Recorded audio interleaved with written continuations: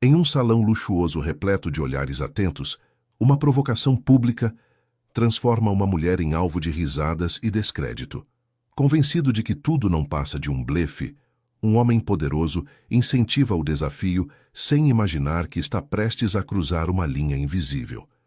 Um simples telefonema, feito em silêncio absoluto, começa a desencadear uma mudança sutil e profundamente inquietante no ambiente ao redor. E quando finalmente se descobre quem atendeu a ligação, o orgulho dá lugar a um colapso impossível de conter. Antes de descobrir como uma única ligação pode derrubar impérios, já se inscreva para mais histórias intensas e cheias de reviravoltas. O salão do Hotel Fasano nunca havia recebido uma noite tão carregada de tensão disfarçada de elegância. Era o prêmio Colheita de Ouro, o evento mais aguardado do calendário do agronegócio brasileiro, realizado anualmente em São Paulo, e naquele outubro, a cidade inteira parecia ter parado para observar quem subia ao palco e, principalmente, quem ficava nos bastidores tramando o próximo movimento.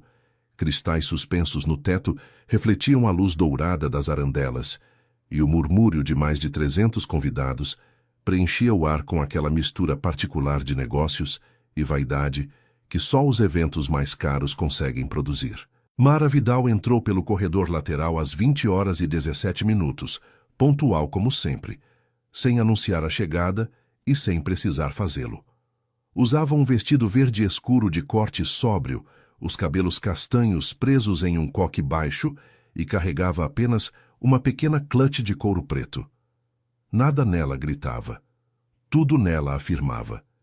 Quem a conhecia sabia que aquela contenção era por si só uma declaração de poder. Quem não a conhecia simplesmente não sabia com o que estava lidando. Ela percorreu o salão com passos controlados, cumprimentando discretamente algumas pessoas, declinando taças de champanhe com um leve gesto de cabeça e posicionando-se próxima à janela panorâmica que dava para a Paulista iluminada. Tinha uma missão naquela noite que não cabia em cartão de visitas nem em discurso de abertura. Estava ali para observar, para confirmar, para agir no momento exato. Do outro lado do salão, Renato Galvão transitava como se o espaço inteiro lhe pertencesse. Sócio majoritário da Galvão Commodities, empresa que nos últimos 3 anos havia crescido de forma notavelmente acelerada no setor de exportação de soja e milho, ele era o tipo de homem que confundia volume com substância. A voz alta, o terno bordô com lapela dourada, o riso fácil e a tendência de colocar a mão no ombro alheio sem ser convidado compunham um retrato que muitos toleravam porque ele distribuía contratos com a mesma generosidade com que distribuía tapinhas nas costas. Ao lado de Renato, inseparável como uma sombra bem vestida, estava Cláudio Ferraz, diretor comercial da Ferraz Logística, empresa parceira e responsável pelo escoamento de grande parte da produção intermediada pela Galvão. Cláudio era mais contido que Renato, mais calculista, e exatamente por isso, mais perigoso. Enquanto Renato fazia barulho, Cláudio observava. Naquela noite, porém, ambos bebiam mais do que deveriam. Mara os notou desde o momento em que entrou. Não demonstrou. Continuou junto à janela, aceitando finalmente uma taça de água com gás oferecida por um garçom e trocando breves palavras com a representante de uma cooperativa do Mato Grosso que havia se aproximado para comentar sobre as previsões de safra. Era uma conversa que ela conduzia com metade da atenção, porque a outra metade estava calibrada nos movimentos dos 2 homens do outro lado do salão. Foi Renato quem a viu primeiro. Ela percebeu isso pelo modo como ele interrompeu a conversa, inclinou-se levemente para dizer algo ao ouvido de Cláudio, e os 2 voltaram os olhos na sua direção. Houve um sorriso. Não o tipo cordial, o tipo que antecede uma performance. Ela conhecia aquele sorriso. Havia encontrado versões dele em salas de reunião, em corredores de fórum, em jantares de negócios onde homens acostumados a não ser questionados decidiam testar os limites de alguém que ousava existir no mesmo espaço que eles. Respirou fundo discretamente e preparou-se. Renato cruzou o salão com a taça na mão e parou diante dela como se estivesse chegando ao centro de um palco. Mara Vidal, ele disse, alongando cada sílaba como se o nome fosse uma piada interna. Que surpresa te ver aqui. Boa noite, Renato, ela respondeu, com o mesmo tom que usaria para comentar o tempo. Cláudio chegou logo atrás, encostando-se levemente na coluna próxima, com o ar de quem vinha assistir a um espetáculo já ensaiado.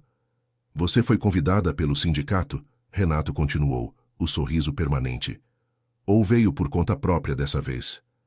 Fui convidada pela organização do evento, ela disse, sem inflexão. Ah! Ele virou-se brevemente para Cláudio, como se partilhassem de uma informação que ela desconhecia. É que a gente estava comentando justamente sobre a Arvoredo. A Arvoredo Capital era o fundo de investimentos ao qual Mara estava formalmente vinculada como diretora de compliance. Ouvimos que vocês perderam um cliente grande essa semana. O Grupo Montanha foi para outra gestora, né? Era uma informação incorreta, deliberadamente plantada para desestabilizá-la em público. Mara sabia disso. Sabia também que pelo menos 12 pessoas na vizinhança imediata já tinham virado levemente o rosto para ouvir. Suas informações estão desatualizadas, ela disse, sem sorrir. Ah, é? Renato ergueu as sobrancelhas com falsa surpresa. Então me corrija. Você tem alguma influência real nesse setor ainda, Mara? Porque o que a gente ouve por aí é que a Arvoredo virou mais uma consultoriazinha tentando parecer relevante em eventos que não são para ela. O riso baixo de Cláudio se somou ao de Renato. 2 ou 3 convidados próximos desviaram o olhar para não parecer que estavam ouvindo, mas claramente estavam. Mara colocou a taça sobre a bandeja de um garçom que passava, com cuidado e precisão. Depois, olhou para Renato com uma calma que não era indiferença. Era algo muito mais específico do que isso. Se você tem uma pergunta real a fazer, ela disse, faça. Tudo bem. Renato abriu os braços, como quem aceita um desafio. Você disse na semana passada, em entrevista para a Gazeta Agro, que a Arvoredo tinha capacidade de influenciar decisões contratuais no setor. Eu só quero saber, influência sobre o que exatamente? Sobre quem? Ele fez uma pausa teatral. Porque, na prática, Mara, você é uma diretora de compliance de um fundo médio, em um setor dominado por players que mal sabem o seu nome. O silêncio ao redor ficou levemente mais espesso. Alguém levantou discretamente o celular. Mara não piscou. Havia uma qualidade no silêncio que se formou ao redor de Mara e Renato, que não era apenas ausência de som. Era aquele tipo específico de pausa coletiva em que as pessoas param de fingir que não estão prestando atenção e simplesmente prestam. O salão continuava em movimento ao fundo. Música suave, tinir de taças, o vai e vem dos garçons, mas naquele raio de alguns metros, o tempo havia desacelerado de propósito. Renato esperava uma reação. Qualquer reação serviria. Defesa, irritação, o rubor de quem foi pego sem resposta. O que ele não esperava era o que recebeu, que era absolutamente nada. Mara o encarou com a serenidade de quem está aguardando o fim de algo que já terminou antes de começar, e então disse, com uma voz que não precisava de volume para chegar a todos os ouvidos próximos: Você tem razão em uma coisa, Renato. Influência sem prova não é influência. É só conversa. Ela abriu a clutch com movimentos precisos e retirou o celular. Então ligue, disse Renato com aquele sorriso que já havia migrado para o território da gozação aberta. Se virou para Cláudio como se compartilhasse uma vitória antecipada. Liga aí, Mara. Me mostra essa tal influência toda. Cláudio riu com mais vontade dessa vez, e o som atraiu 2 outros homens que estavam a alguns passos, ambos do setor de logística, ambos com o mesmo tipo de expressão condescendente de quem chegou para assistir ao clímax de uma situação que não iniciaram, mas estavam dispostos a desfrutar. Mara não respondeu ao riso, não respondeu a Cláudio, não respondeu ao círculo que se formava ao redor. Ela apenas desbloqueou o celular, percorreu a lista de contatos com o polegar e pressionou o nome de um contato que nenhum deles conseguiu ver a tempo. Depois levou o aparelho ao ouvido com a naturalidade de quem faz aquela ligação todos os dias. Os segundos que se seguiram foram longos de uma maneira difícil de descrever. Renato ainda sorria, mas o sorriso havia perdido levemente a âncora. Cláudio cruzou os braços. Os outros dois homens trocaram olhares rápidos. Alguém próximo levantou o celular para filmar, e a luz da tela revelou a expressão de quem esperava conteúdo fácil para compartilhar. Do outro lado da linha, alguém atendeu após 2 toques. Mara ouviu. Seu rosto não mudou.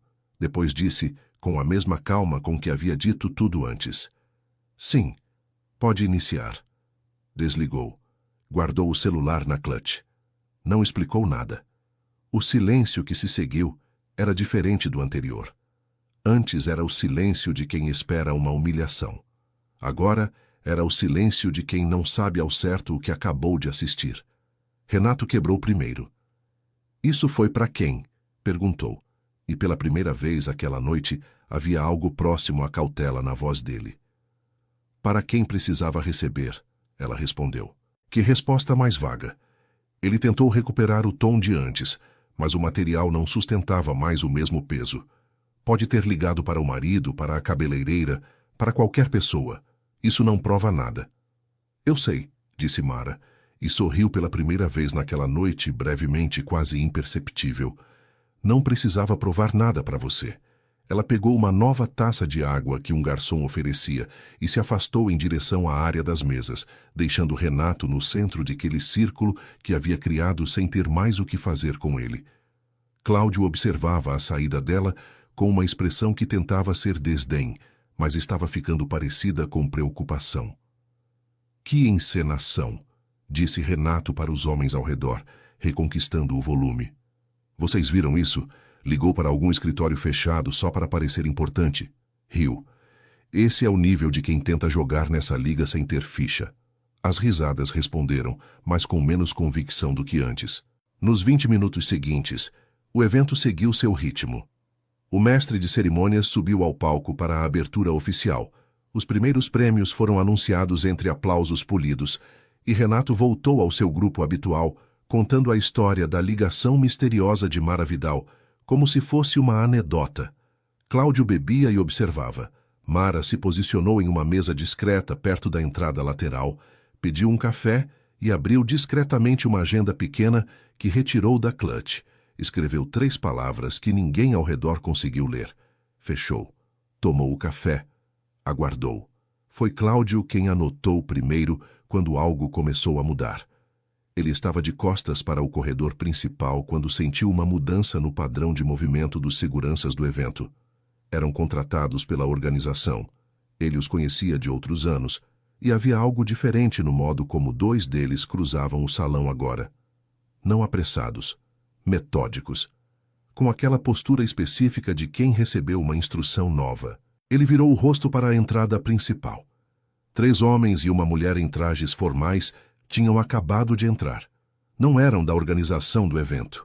Os crachás que carregavam tinham uma cor diferente dos crachás padrão da noite. Cláudio estreitou os olhos.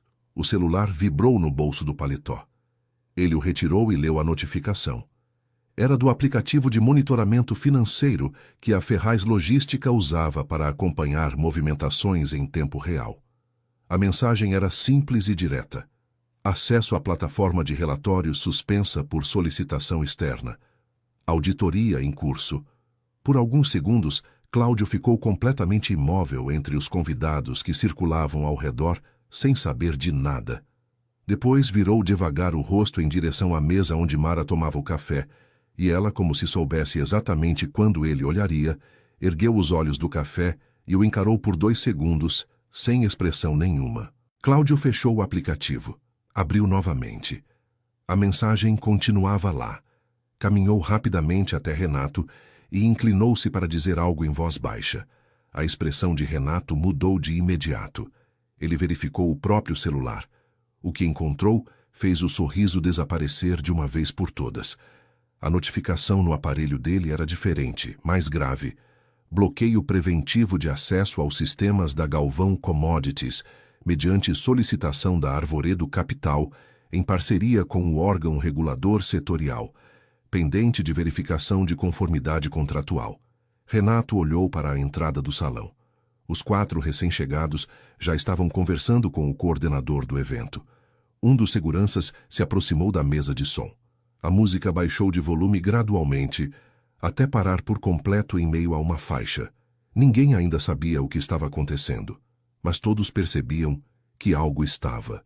O coordenador do evento era um homem chamado Pércio Danta. 15 anos de experiência em organização de cerimoniais corporativos, e em toda essa trajetória, ele nunca havia precisado interromper um evento do porte do Prêmio Colheita de Ouro no meio da programação. A mulher que estava diante dele agora, entretanto, não lhe deixava margem para questionamento. Ela apresentou uma credencial emitida pela Comissão de Conformidade do Consórcio Agropecuário Nacional e um documento de 2 páginas que autorizava o início imediato de uma verificação de conformidade contratual no âmbito daquele evento específico. Pércio leu as páginas 2 vezes. Depois, olhou para os 3 homens que a acompanhavam, todos com a mesma postura firme e os mesmos crachás de identificação temporária. Depois olhou para o salão cheio, os convidados, as mesas postas, o palco iluminado. "Vocês precisam mesmo fazer isso agora?" ele perguntou em voz baixa. "O momento foi determinado pela natureza da ocorrência", disse a mulher, com cordialidade absoluta e nenhuma flexibilidade. "O senhor pode continuar o evento normalmente. Precisamos apenas do acesso ao espaço de apoio administrativo e da cooperação dos seguranças para uma comunicação específica." Pércio assentiu, porque não tinha outra opção razoável, e conduziu os 4 visitantes até a sala de apoio no corredor lateral. 2 minutos depois, um dos seguranças se aproximou do microfone do palco e, com a descrição possível para o ato, pediu atenção aos presentes. No salão, os 300 e poucos convidados começaram a perceber que algo havia fugido do roteiro da noite. As conversas foram se interrompendo em ondas, primeiro as mais próximas ao palco, depois as mais distantes, até que o murmúrio coletivo chegou a um nível de incerteza que era quase audível como textura. Renato Galvão estava com o celular na mão, e o que ele via na tela havia transformado sua expressão em algo que as pessoas ao redor não conseguiam nomear direito. Não era raiva. Era algo anterior à raiva. Aquele estado de quem ainda está processando uma informação que não cabe no tamanho do que esperava. A notificação que havia recebido era de sua assessora jurídica, Beatriz Aguiar, que trabalhava em um escritório no Itaim e que raramente mandava mensagens fora do horário comercial. A mensagem dizia apenas: "Renato, me ligue agora. É sobre a auditoria. Já recebemos a solicitação formal." Ele tentou ligar. A chamada não completou. A rede dentro do salão estava sobrecarregada por todos que simultaneamente tentavam verificar seus próprios aplicativos depois de ver a expressão dele mudar tão visivelmente. Cláudio se aproximou com o rosto fechado. "Você tem ideia do que está acontecendo?" "Estou tentando descobrir." Renato abaixou o celular e olhou para o corredor lateral, onde os 4 recém-chegados haviam entrado. "Quem são essas pessoas?" "Não reconheci nenhum deles." Cláudio passou a mão no queixo. "Mas os crachás são do consórcio agropecuário. Isso é federal, Renato." "Eu sei o que é o consórcio." Ele disse isso mais alto do que pretendia. 2 pessoas próximas olharam. Ele abaixou a voz.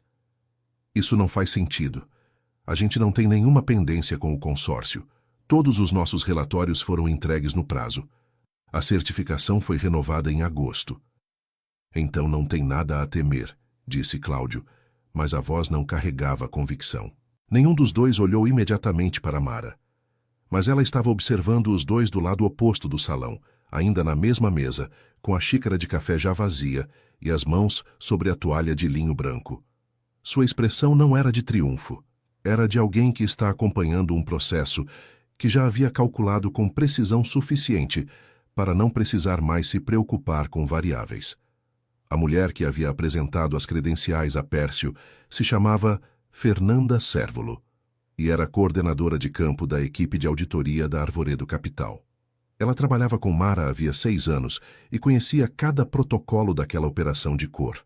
Na sala de apoio, ela abriu um notebook e conectou um dispositivo ao sistema administrativo do evento mediante autorização prévia, que havia sido solicitada 48 horas antes, silenciosamente, sem que ninguém na organização do Prêmio Colheita de Ouro soubesse exatamente para o que serviria. Às 21h42, as portas do corredor lateral se abriram novamente e Fernanda retornou ao salão seguida pelos 3 homens.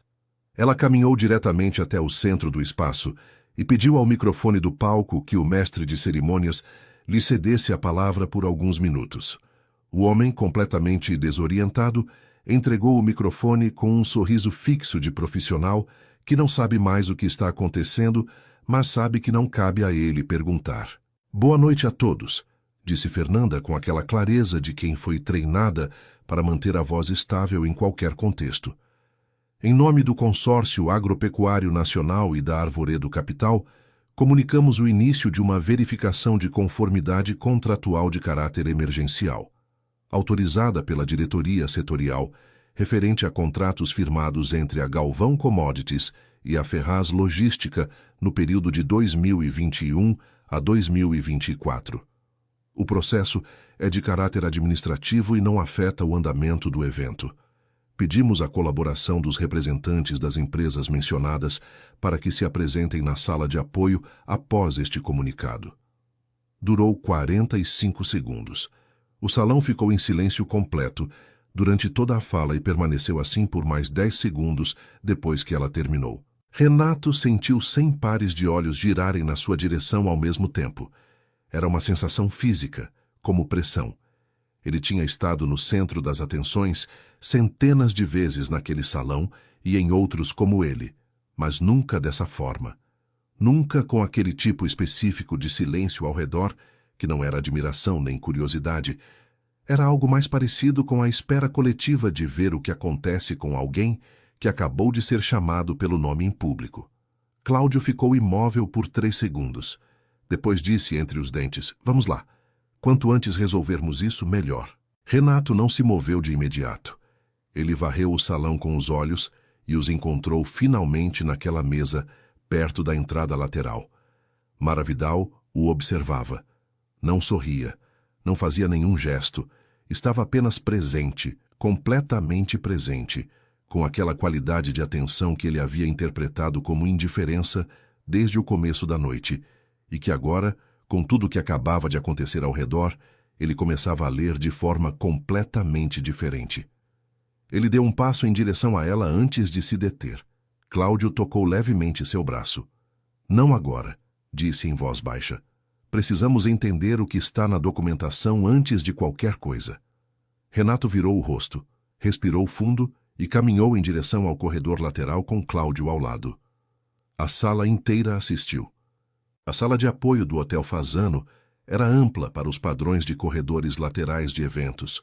Uma mesa oval com 8 cadeiras, uma bancada com equipamentos de audiovisual e um painel de vidro que dava para o jardim interno do hotel. Quando Renato e Cláudio entraram, Fernanda Cérvulo já estava sentada à cabeceira da mesa com 2 notebooks abertos e uma pasta de documentos impressos ao lado.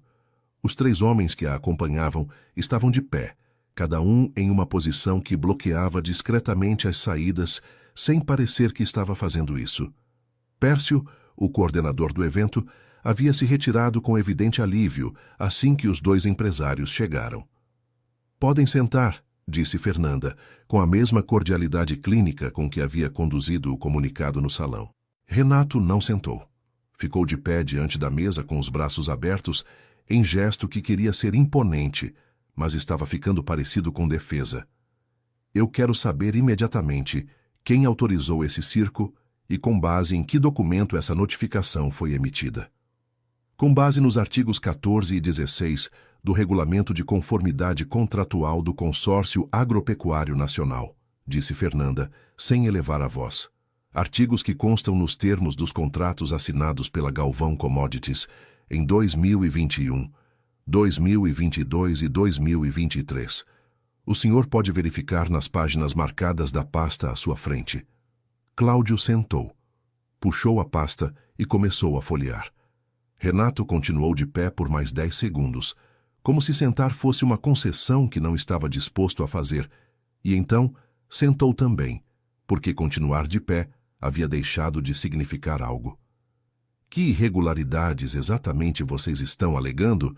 Perguntou Cláudio, com o tom mais controlado dos dois. Não estamos alegando irregularidades, disse Fernanda. Estamos verificando conformidade. Há diferença. A verificação foi solicitada pela Arvoredo Capital na condição de acionista minoritária do consórcio, com base em análises de movimentação contratual dos últimos 3 anos que apresentaram inconsistências nos relatórios de repasse. Cláudio ergueu os olhos da pasta. A Arvoredo é acionista do consórcio? Desde fevereiro de 2022, disse Fernanda. O silêncio que se seguiu durou apenas alguns segundos, mas foi o tipo de silêncio em que 2 pessoas percebem simultaneamente que não tinham uma informação que deveriam ter tido. Renato olhou para Cláudio. Cláudio olhou para a pasta. No salão principal, o evento havia retomado em tom visivelmente diferente. O mestre de cerimônias tentava conduzir a programação com a animação de sempre, mas o ar havia mudado de composição naquela hora. As conversas que antes circulavam sobre safras, previsões climáticas e expansão de mercados haviam cedido espaço quase que completamente para especulações sobre o que estava acontecendo na sala dos fundos. Quem conhecia a Galvão Commodities procurava quem conhecia ainda mais. Quem conhecia a Ferraz Logística fazia o mesmo. Uma jornalista freelancer chamada Patrícia Moll, que cobria o evento para uma publicação especializada do setor, havia discretamente aberto o gravador do celular no bolso e estava recolhendo o máximo de declarações espontâneas possível, sem parecer que estava fazendo isso. Era experiente o suficiente para saber que as melhores histórias começavam exatamente assim, não com uma entrevista marcada, mas com um salão cheio de pessoas bem vestidas, que subitamente não conseguiam mais controlar o que diziam. Mara havia saído do salão imediatamente, após Renato e Cláudio serem conduzidos ao corredor. Não foi para a sala de apoio, não havia necessidade.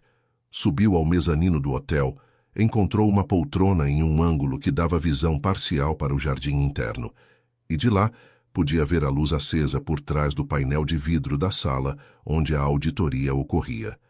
Retirou o celular e leu as atualizações que Fernanda enviava em mensagens curtas e precisas a cada 15 minutos. A primeira mensagem chegou às 22h08. Documentação recebida, análise em curso. A segunda, às 22h26. Ferraz contestando metodologia de cálculo, aguardando resposta da assessoria jurídica deles. A terceira, às 22h41, tinha mais conteúdo. Encontramos os relatórios de repasse com as datas alteradas. Confirmado o que você suspeitava. Seguindo o protocolo. Mara fechou o celular. Olhou para o jardim iluminado do hotel, para as palmeiras ornamentais que balançavam levemente pelo ar-condicionado externo, e ficou em silêncio por um momento. Não havia prazer na confirmação. Havia apenas aquela sensação específica que acompanha o fim de um processo longo. Uma espécie de alívio que não é alegria, é simplesmente o peso que deixa de existir quando uma conta é finalmente fechada. Ela conhecia a Galvão Commodities há mais tempo do que Renato imaginava. Havia estudado aquela empresa, aqueles contratos, aquelas datas. Havia passado 18 meses construindo um dossiê que precisava ser perfeito antes de ser apresentado, porque no setor em que atuava as margens de erro eram as mesmas que as margens de reputação. Uma vez que você age, não há como voltar. A ligação que havia feito no salão mais cedo não era apenas o acionamento de uma operação, era o fechamento de um ciclo que havia começado muito antes daquela noite. De volta à sala de apoio, Renato havia finalmente lido o suficiente dos documentos para entender a dimensão do que estava diante dele. Os relatórios de repasse que a Galvão apresentava ao consórcio desde 2021 apresentavam datas de competência que não coincidiam com as datas efetivas de transferência. Era uma divergência técnica que, isolada, poderia ser explicada como erro administrativo. Mas a análise da Arvoredo havia cruzado aqueles dados com os registros da Ferraz Logística, e o padrão que emergia Era sistemático e consistente demais para ser acidental. Isso é um erro de sistema, disse Renato, pela segunda vez naquela meia hora. Nosso setor de TI fez uma migração em 2022 e os carimbos de data ficaram descalibrados. Se for o caso, disse Fernanda sem ironia, a correção técnica pode ser apresentada à auditoria dentro do prazo de 15 dias úteis, previsto no regulamento. O que não podemos é desconsiderar o padrão antes de verificar. Cláudio não havia dito nada nas últimas dezenas de minutos. Estava com os olhos em um trecho específico da pasta e a expressão de alguém que encontrou algo que não esperava encontrar. Ferraz, disse Renato baixo. Cláudio não ergueu os olhos de imediato. Quando o fez, havia algo na expressão dele que Renato nunca havia visto em todos os anos que trabalhavam juntos. Era o início de um distanciamento. Renato, disse Cláudio com cuidado, preciso falar com minha equipe jurídica antes de continuar nessa conversa. Era a primeira vez naquela noite que um deles sinalizava, ainda que implicitamente, que havia uma separação possível entre os dois lados daquelas acusações. Renato percebeu imediatamente o que aquilo significava. E a sala, que já havia sido pequena desde o começo, ficou ainda menor. Quando Cláudio Ferraz saiu da sala de apoio para ligar ao seu advogado, o corredor que ele atravessou estava deserto. Todos os convidados continuavam no salão principal, e os seguranças do hotel haviam discretamente bloqueado o acesso ao corredor lateral para não permitir que curiosos se aproximassem. Era um vácuo de silêncio entre dois mundos. O salão iluminado, onde o evento tentava sobreviver à própria interrupção, e aquela sala com seus notebooks abertos e documentos marcados, onde o futuro de duas empresas estava sendo lido em voz alta, por uma mulher que não havia precisado levantar a voz uma única vez. Cláudio encostou-se na parede do corredor e discou para Hélio Sampaio, seu advogado de 30 anos de parceria. A chamada foi atendida no segundo toque. Hélio, preciso que você ouça com calma e me diga o que fazer. Do outro lado, o silêncio de quem está prestando atenção máxima. Estou em um evento. A Arvoredo acionou uma auditoria pelo consórcio. Estão com os relatórios de repasse da Ferraz referentes a 2021 até 2024. Há uma discrepância de datas que eu... Ele pausou. Escolheu as palavras. Que eu preciso te explicar pessoalmente. Hélio disse 3 coisas. Cláudio ouviu cada uma. Depois desligou, ficou por alguns segundos olhando para o chão do corredor e então voltou para a sala com uma decisão tomada que não havia tomado quando havia saído. Renato ainda estava sentado. Fernanda havia retirado um segundo conjunto de documentos da pasta e os havia disposto sobre a mesa em ordem cronológica.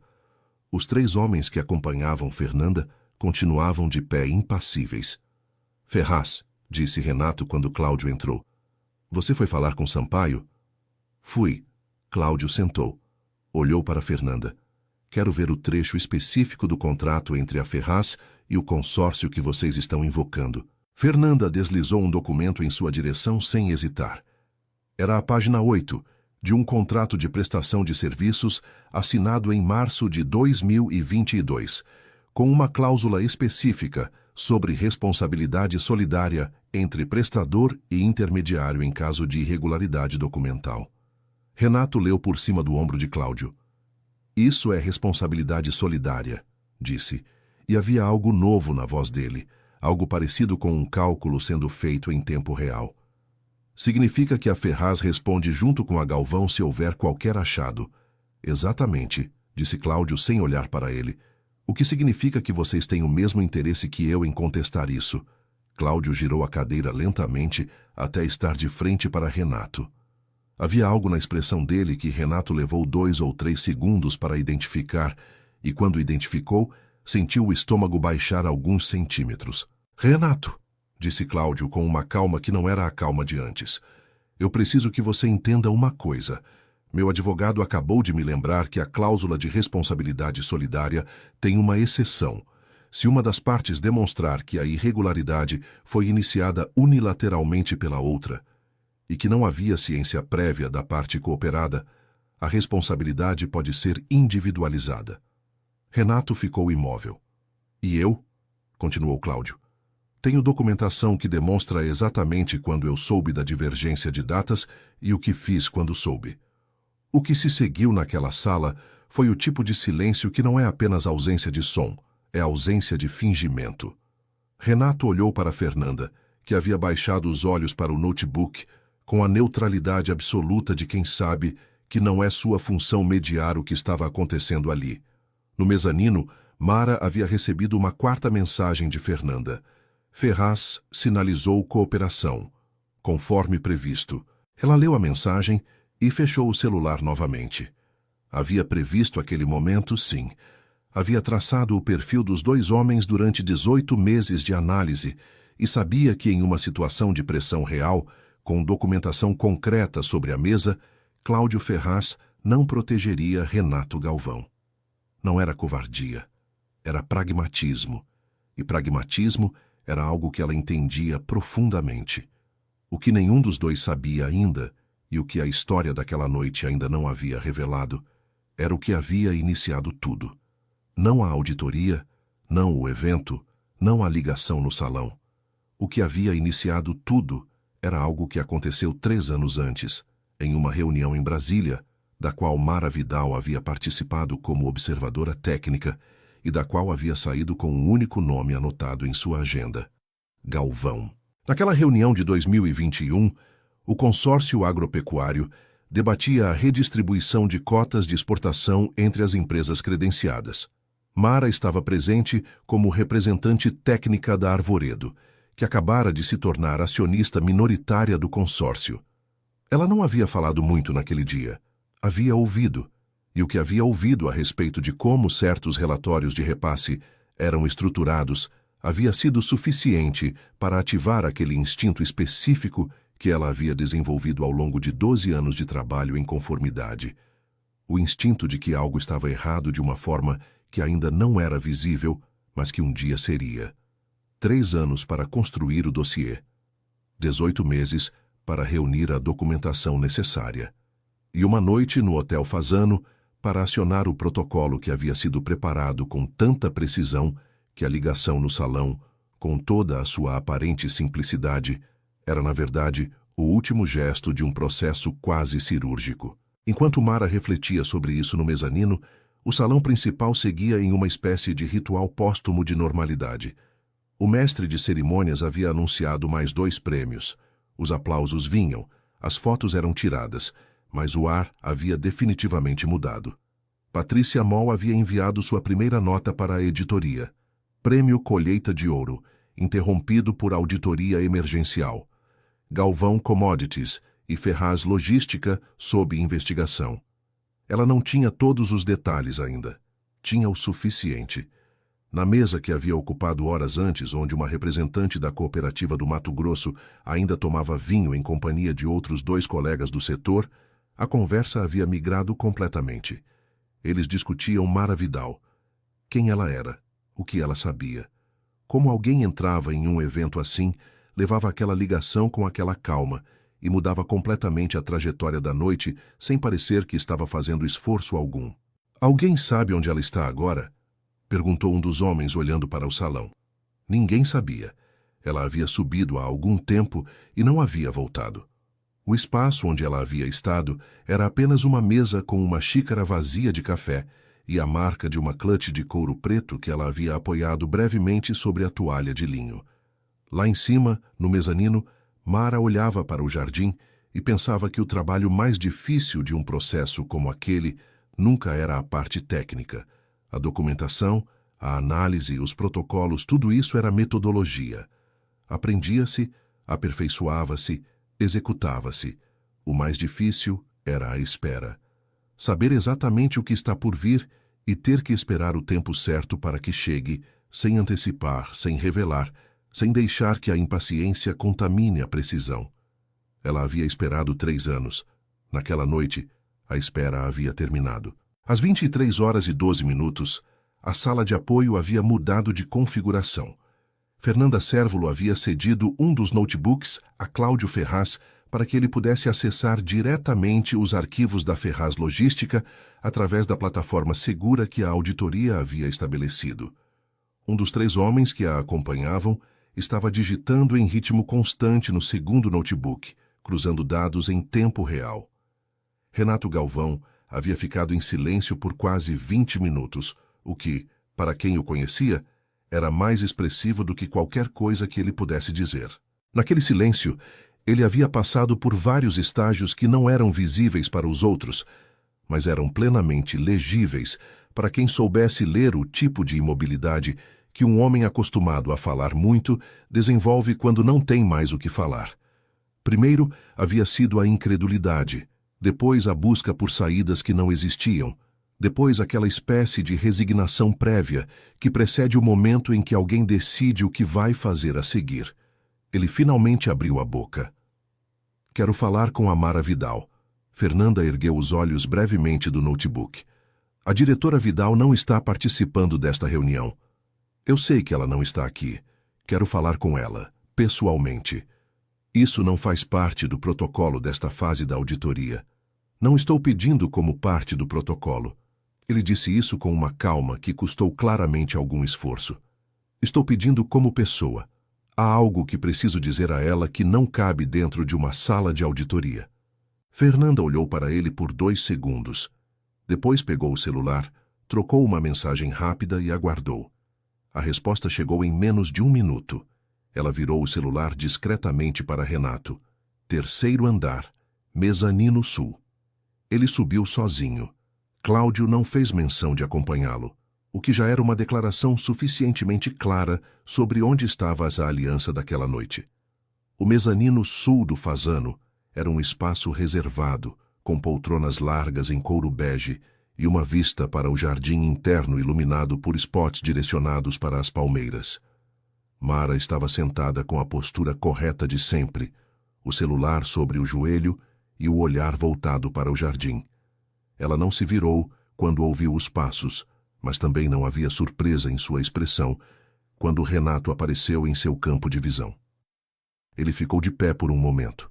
Depois sentou na poltrona à sua diagonal, não diretamente à frente, não exatamente ao lado. Era uma escolha espacial que ela notou.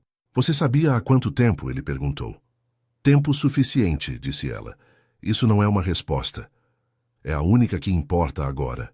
Ele passou a mão pelo cabelo, um gesto que havia visto repetido naquela noite nas fotos que Patrícia Moll havia postado discretamente em sua conta profissional. Era o gesto de alguém que está procurando um fio que já sabe que não vai encontrar. Você foi à reunião de 2021, disse ele. Não era pergunta. Mara virou o rosto para ele. Brasília, outubro. Comissão de cotas de exportação. Renato olhou para o jardim. Eu me lembro de você lá. Você estava em uma cadeira na 2ª fila, do lado esquerdo. Não falou nada. Estava ouvindo. Ouvindo o que exatamente? Ela não respondeu imediatamente. Havia uma diferença entre o que ela estava disposta a explicar naquele momento e o que estava no protocolo da auditoria. E aquela diferença era onde Mara Vidal operava com mais cuidado. Renato, ela disse eventualmente, você já se perguntou por que eu aceitei participar deste evento esta noite? Ele a encarou. Eu fui convidada pela organização, como disse a você mais cedo, mas eu poderia ter declinado, como faço com a maioria dos eventos desta natureza. Escolhi vir porque sabia que você estaria aqui, e porque sabia que você, com a confiança que desenvolveu nos últimos anos, ia fazer exatamente o que fez, me colocar em um espaço público e me desafiar a provar alguma coisa. O silêncio de Renato era denso. Eu precisava que você fizesse isso, não porque eu precisava de pretexto. A auditoria estava autorizada independentemente do que acontecesse esta noite, mas porque eu queria que você entendesse, diante de pessoas que o conhecem há anos, que a forma como você trata quem você não respeita tem consequências que não terminam quando o salão fecha. Renato ficou olhando para ela por um longo tempo. E havia algo naquele olhar que era diferente de tudo que havia demonstrado nas horas anteriores. Não era raiva, não era cálculo. Era algo muito mais difícil de sustentar do que qualquer um dos dois. Era o início do reconhecimento. Você é boa nisso, disse ele finalmente. No trabalho? Em tudo. Ele disse isso sem ironia. Em ser precisa. Em esperar. Em não precisar de aprovação para agir. Mara não respondeu. Havia aprendido há muito tempo que os momentos em que adversários começavam a elogiar eram os momentos que pediam mais silêncio, não menos. O que acontece agora? Ele perguntou. A auditoria segue o protocolo. Você terá 15 dias para apresentar documentação complementar com explicação técnica para as divergências. Se a explicação for insuficiente, o consórcio emite uma notificação formal e os contratos entram em regime de revisão. E se eu não apresentar? Então a revisão contratual é automática. Ele assentiu devagar. Depois ficou em silêncio por um momento, que foi longo o suficiente para passar de pausa para algo mais parecido com reflexão. Eu deveria ter prestado mais atenção naquela reunião em Brasília, disse ele. Provavelmente, concordou Mara. Ele se levantou. Ficou de pé por um instante diante dela, com aquela expressão de alguém que ainda tem coisas a dizer, mas percebe que nenhuma delas tem lugar no tipo de conversa que está tendo. Boa noite, Mara. Boa noite, Renato. Ele caminhou de volta para o corredor. Ela ouviu os passos se distanciarem e depois desaparecerem, e ficou mais alguns minutos olhando para o jardim. As palmeiras balançavam com aquele mesmo movimento suave do início da noite. O hotel continuava em funcionamento ao redor dela. Em algum lugar abaixo, o Prêmio Colheita de Ouro estava encerrando sua programação oficial, os últimos aplausos chegando amortecidos pelo teto e pelos tapetes. Mara Vidal havia chegado ao Fasano com um trabalho a fazer, e o havia feito. Mas o que ocorria dentro dela agora, naquele mezanino silencioso, era mais complicado do que a satisfação de um protocolo cumprido. Havia algo que ela ainda não havia dito a Renato. Algo que ele não sabia, que a auditoria ainda não havia revelado, e que transformaria completamente o sentido de tudo o que havia acontecido naquela noite. E esse algo tinha um nome que ela conhecia há mais tempo do que os 3 anos de dossiê. Um nome que havia mudado a trajetória da Arvoredo Capital, da Galvão Commodities e da sua própria carreira de uma forma que só seria completamente visível na manhã seguinte, quando os documentos da segunda fase da auditoria chegassem às mesas certas. Ela pegou o celular e digitou uma única linha para Fernanda. Pode liberar a segunda pasta. A segunda pasta chegou à sala de apoio às 23h42, transmitida de forma criptografada por um servidor externo que Fernanda acessou com uma senha que havia recebido de Mara via mensagem de texto horas antes do evento. Era um arquivo de 207 páginas. Fernanda o abriu e ficou alguns instantes lendo apenas a capa antes de erguer os olhos e olhar para Cláudio, que havia ficado na sala enquanto Renato subia ao mezanino e que agora, ao perceber a mudança na expressão dela, se aproximou da tela. Ele leu a capa. Ficou imóvel. Isso não pode estar aqui, disse ele. Está, disse Fernanda, com a neutralidade permanente que havia mantido ao longo de toda a noite. Renato voltou do mezanino e encontrou a sala com uma atmosfera diferente da que havia deixado. Cláudio estava de costas para a porta, olhando fixamente para o notebook de Fernanda. Os 2 homens que até então haviam ficado de pé nas bordas da sala, agora estavam sentados, um deles digitando, outro lendo em papel. A terceira pessoa da equipe de Fernanda havia saído e retornado com mais uma pasta impressa. O que é isso? Disse Renato, parando no centro da sala. Cláudio se virou devagar. E Renato soube, pelo modo como ele fez aquilo, pelo modo como os ombros estavam posicionados e os olhos não encontravam os seus com a mesma precisão de antes, que o que estava naquela tela era algo que mudava as proporções do que já havia sido revelado. Sente, disse Fernanda. Renato sentou. A segunda pasta continha uma análise que a Arvoredo Capital havia comissionado de forma independente, a partir de 2022, quando Mara percebeu que as divergências nos relatórios de repasse não eram apenas erros administrativos, mas seguiam um padrão que sugeria algo mais estruturado. A análise havia identificado uma série de contratos de sublocação de armazéns que a Galvão Commodities registrava no nome de terceiros, empresas intermediárias sem histórico operacional, que recebiam valores por serviços de armazenagem que nunca haviam ocorrido de fato. Esses valores eram depois redirecionados a Galvão por caminhos que se diluíam em cascata de transações menores. Por si só, aquela estrutura já era grave o suficiente para justificar a auditoria e muito mais do que uma notificação de conformidade. Mas havia uma segunda camada que era o que havia feito Cláudio ficar imóvel diante da tela.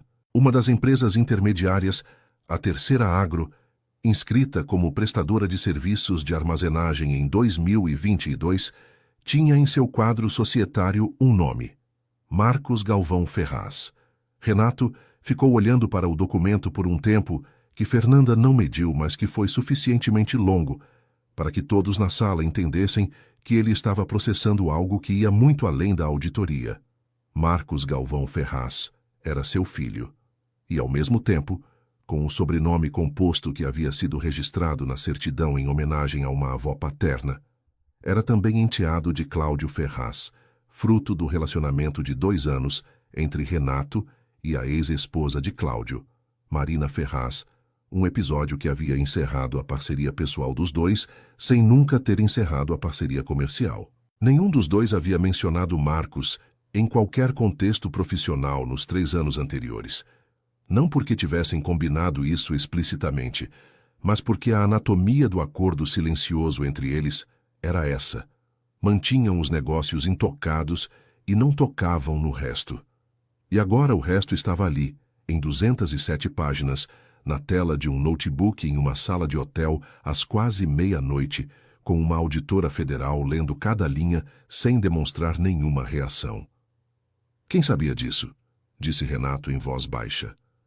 A equipe da Arvoredo, disse Fernanda. E a Mara. A diretora Vidal supervisionou toda a análise. Renato encostou as mãos sobre a mesa e ficou olhando para elas. Havia algo na posição, nos dedos levemente curvados sobre o linho branco, que era muito diferente de tudo que havia demonstrado ao longo da noite. Era o gesto de alguém que está buscando contato com algo sólido, porque o chão mudou de consistência. Cláudio havia recuado para a parede. Não literalmente, mas de uma forma que era quase equivalente. Havia saído do campo visual de Renato e estava olhando para um ponto do jardim que ninguém mais estava vendo. Havia coisas que aquela revelação levantava para ele que não eram de natureza contratual.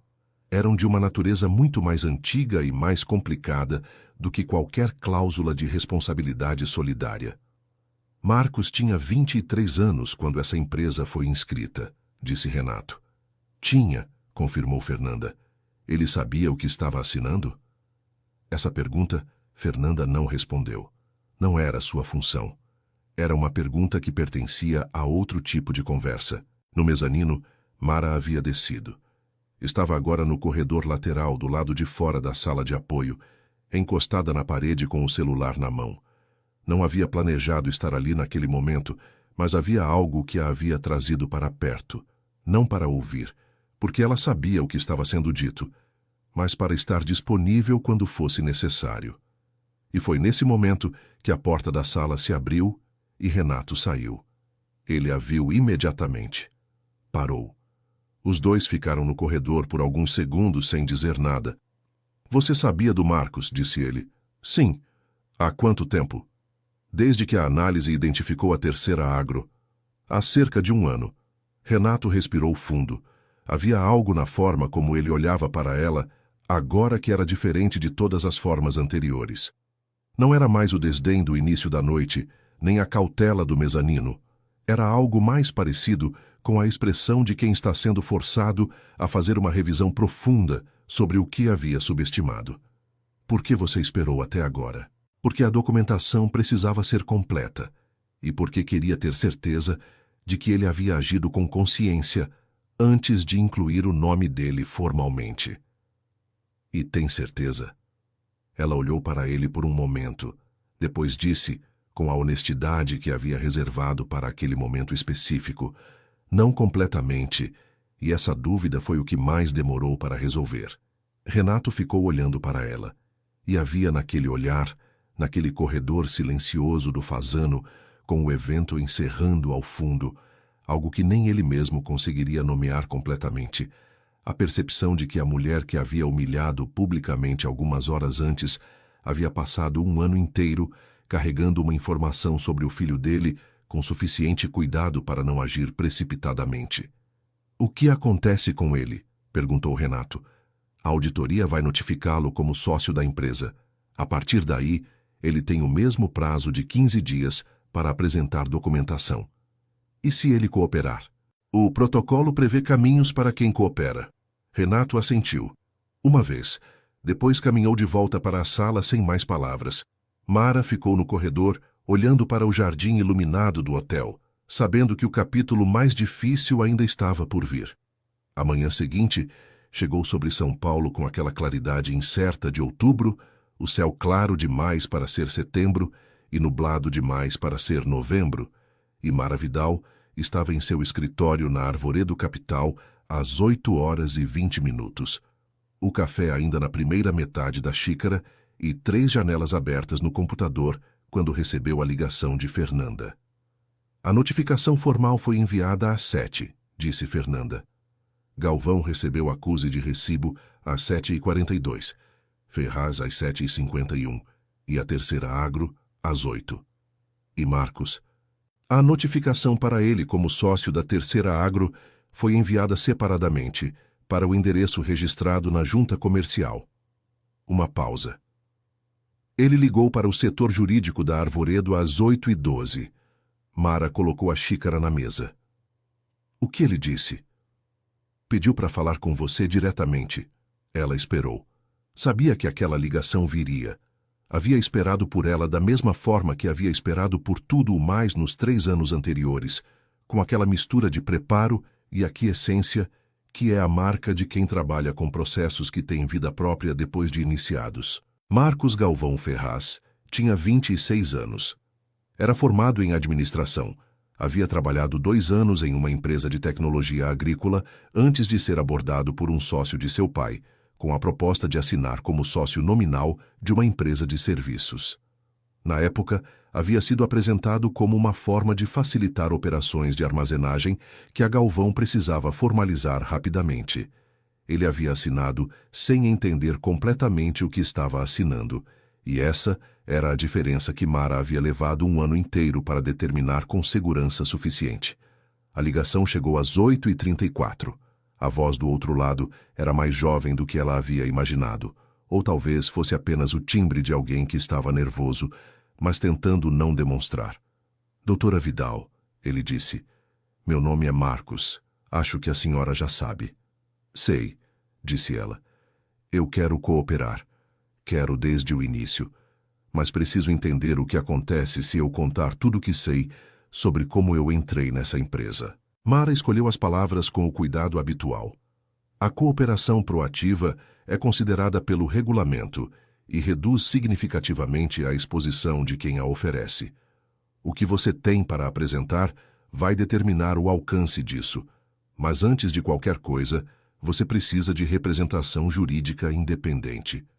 Não o advogado do seu pai, não o da Ferraz Logística, alguém que seja exclusivamente seu.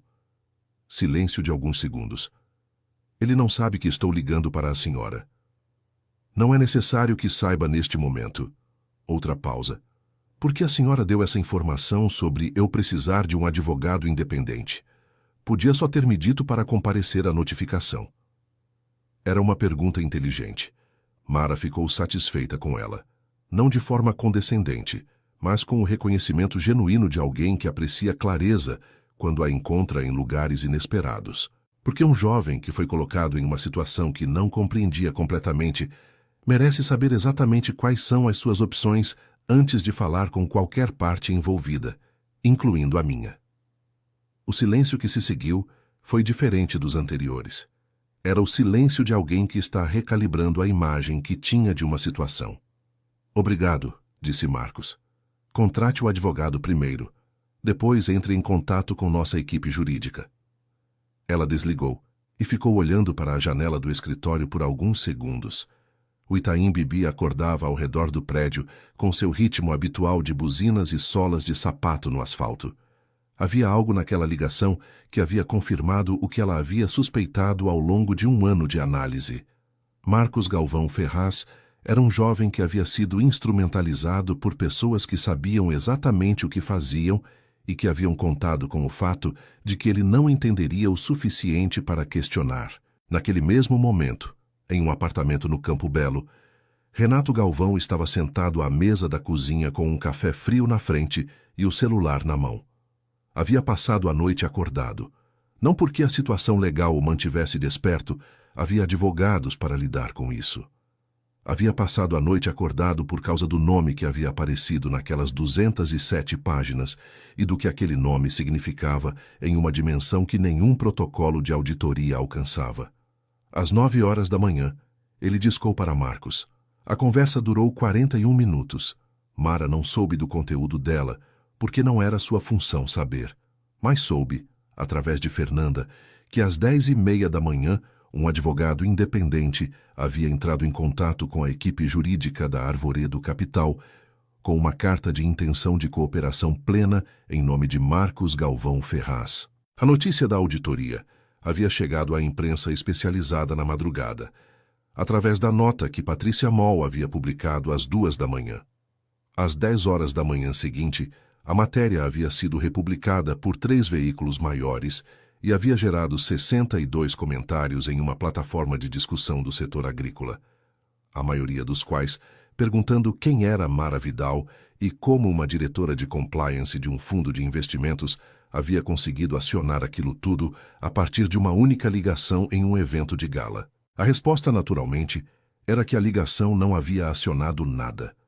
Era apenas a última peça de um mecanismo que havia sido construído durante 3 anos com paciência, documentação e a convicção de que irregularidades sistemáticas, por mais que fossem disfarçadas sob eventos luxuosos e relatórios tecnicamente elaborados, deixavam rastros. E rastros podiam ser seguidos por quem sabia o que estava procurando e estava disposto a demorar o tempo necessário para encontrar. Mara chegou ao salão de reuniões da Arvoredo às 11 horas para a reunião de atualização com a diretoria. Havia 6 pessoas ao redor da mesa, todas com os relatórios preliminares da auditoria na frente.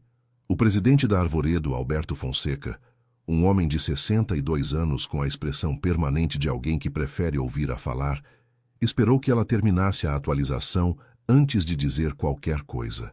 Quando ela terminou, ele ficou em silêncio por um momento e depois disse: "Quanto tempo você sabia que essa noite ia acontecer exatamente dessa forma?"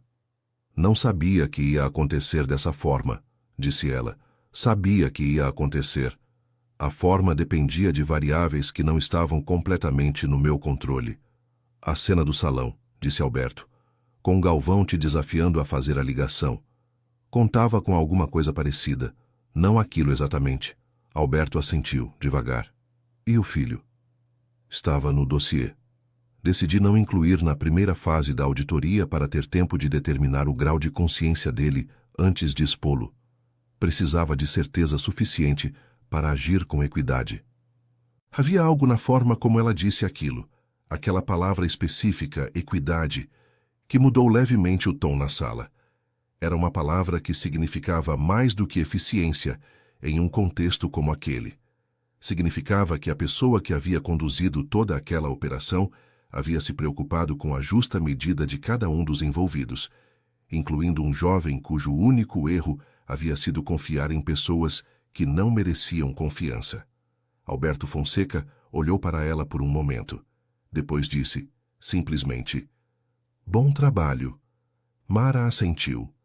Não havia mais o que dizer sobre isso. O trabalho havia sido feito. As notificações haviam sido enviadas. Os protocolos estavam em curso.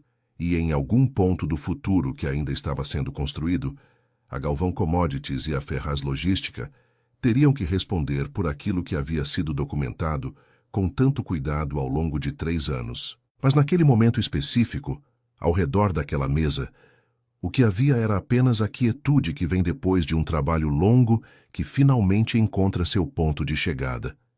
E Mara Vidal, que havia aprendido ao longo de 12 anos de carreira que o silêncio pode ser muitas coisas dependendo de quem o ocupa e de quando, reconhecia aquele como o tipo mais raro, o silêncio de quem fez o que precisava ser feito da forma que precisava ser feita. 3 meses depois, o Prêmio Colheita de Ouro publicou sua edição especial de memória do evento, com uma nota de rodapé discreta, informando que 2 dos convidados da noite haviam optado por não renovar sua participação na categoria de patrocinadores para o ano seguinte. Era o tipo de linguagem que o setor utilizava para não dizer diretamente o que havia acontecido. Todos entenderam. A auditoria da Galvão Commodities foi concluída em 41 dias, dentro do prazo estendido que havia sido concedido mediante solicitação da assessoria jurídica de Renato. O resultado formal identificou irregularidades de classificação contratual e divergências sistemáticas nos relatórios de repasse, e determinou a revisão de 18 contratos com o consórcio agropecuário. Não houve encerramento de empresa nem suspensão total de operações, porque a cooperação que havia sido oferecida ao longo do processo permitiu que os ajustes fossem negociados dentro dos parâmetros regulatórios. Era um desfecho que não satisfazia quem esperava um colapso e não desapontava quem compreendia que a função de um processo de conformidade não é destruir, é corrigir. A Ferraz Logística passou por processo semelhante, e Cláudio Ferraz, após apresentar a documentação que havia mencionado naquela noite, teve sua responsabilidade parcialmente individualizada em relação à de Renato. A parceria comercial entre as duas empresas foi suspensa durante o período de revisão e não foi renovada ao final. O que havia durado 15 anos de contratos e uma história pessoal complicada demais para caber em qualquer cláusula, terminou silenciosamente em um comunicado conjunto de 2 linhas. Marcos Galvão Ferraz apresentou cooperação plena. A análise da sua participação na Terceira Agro concluiu que ele havia atuado como sócio nominal sem compreensão efetiva das operações conduzidas em nome da empresa. Sua notificação foi encerrada sem penalidade formal, com a recomendação de que a empresa fosse regularmente dissolvida mediante processo administrativo padrão. Ele ligou para Mara 2 vezes depois disso. Na primeira, para agradecer. Na segunda, para perguntar se havia alguma forma de contribuir com processos de conformidade no futuro de uma perspectiva diferente, a perspectiva de quem havia estado do outro lado e aprendido o que se aprende quando se está do outro lado. Ela o recomendou para um programa de formação que a Arvoredo mantinha em parceria com uma universidade federal. Ele aceitou. A matéria de Patrícia Moll foi publicada em versão expandida 1 semana após o evento, em um veículo de jornalismo investigativo especializado em agronegócio, e recebeu 2 menções em publicações de maior circulação no mês seguinte. Em nenhuma delas, Mara havia dado entrevista. Em todas, seu nome aparecia com o mesmo cargo, diretora de compliance da Arvoredo Capital. Nada mais precisava ser dito. Em novembro, Mara foi convidada para uma conferência sobre conformidade contratual no setor agroindustrial em Brasília, a mesma cidade onde havia estado 3 anos antes sentada na segunda fila de uma comissão, ouvindo coisas que a maioria das pessoas na sala não havia prestado atenção suficiente para reter. Ela aceitou o convite, preparou uma apresentação de 42 slides sobre metodologia de análise de padrões em relatórios de repasse, sem mencionar a Galvão pelo nome, porque os princípios que havia aplicado não pertenciam a um caso específico, pertenciam a uma prática. Na semana que antecedeu a conferência, Alberto Fonseca a chamou ao escritório dele para uma conversa que havia sido marcada com uma antecedência incomum para o ritmo habitual dos dois. "Estou pensando em criar uma diretoria de integridade de mercado", disse ele sem preâmbulo, separada de compliance com escopo mais amplo, que inclua relacionamento com o regulatório, formação de equipes de campo e desenvolvimento de metodologia própria. Ele pausou. "Quero que você a lidere." Mara ficou em silêncio por um momento. Não de surpresa, porque havia aprendido a não ser surpreendida por coisas que havia de alguma forma antecipado, mas de consideração genuína, porque liderar algo novo era diferente de conduzir algo existente com precisão, e ela sabia exatamente qual era a diferença. Preciso de autonomia real para contratar a equipe, disse ela. Tem. E de um protocolo de ação que não passe por aprovação prévia em casos de urgência. Escreva o protocolo, apresente para o conselho. Se estiver dentro dos limites razoáveis, aprovo. Ela assentiu. Então, sim. Na tarde daquele mesmo dia, saindo do edifício da Arvoredo em direção à Avenida Paulista, com o sol de novembro ainda quente o suficiente para pedir óculos escuros, Mara Vidal pensou no salão do Hotel Fasano, nas risadas que haviam ecoado ao redor dela na noite do prêmio, no celular que havia levantado ao ouvido, com a calma de quem já sabe o que vai acontecer a seguir.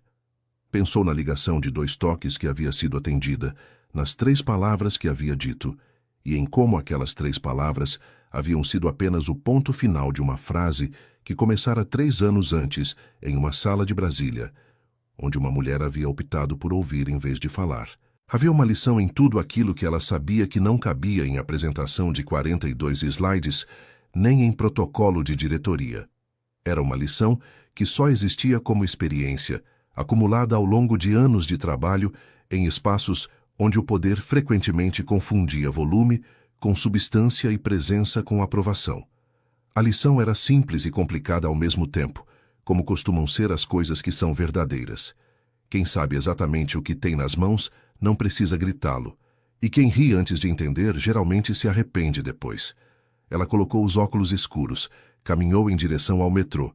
A cidade continuava ao redor dela com toda a sua velocidade e barulho, e Mara Vidal, que havia aprendido a operar com precisão dentro do caos, caminhou nela como sempre havia caminhado, sem pressa, sem necessidade de aprovação e completamente certa de onde estava indo.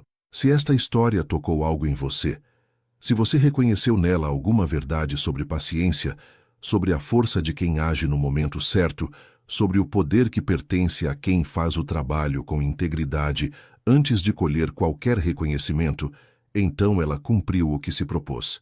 Histórias como a de Mara existem para lembrar que os bastidores de cada grande momento são sempre maiores do que o momento em si. E é nos bastidores que as pessoas reais se formam. Inscreva-se no canal e ative o sino, para que cada nova história chegue até você no momento exato em que for lançada. Deixe seu comentário abaixo. Você já passou por um momento em que precisou confiar no processo e esperar o tempo certo para agir? Sua história também merece ser contada. Curta o vídeo se sentiu que valeu cada minuto. E compartilhe com alguém que precisa ouvir que silêncio, às vezes, é a forma mais poderosa de resposta. Nos encontramos na próxima história. Fim da história.